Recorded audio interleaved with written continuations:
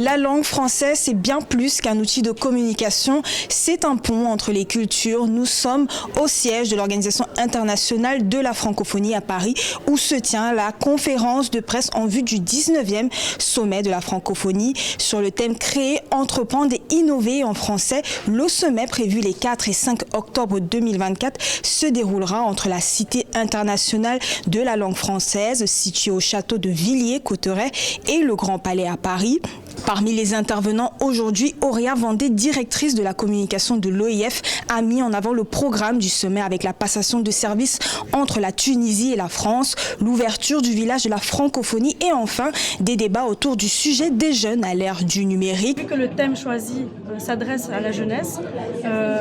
ils ont souhaité, le président Macron et la secrétaire générale, ne pas avoir une déconnexion entre les dirigeants et la jeunesse, mais de les inclure à la table des discussions. Et donc on a vraiment cette année la nouveauté d'avoir des jeunes qui vont vraiment s'asseoir côte à côte avec les présidents et les chefs d'État et qui vont oser avoir le courage de prendre la parole et de proposer aussi et d'aborder aussi, enfin de contribuer à la réflexion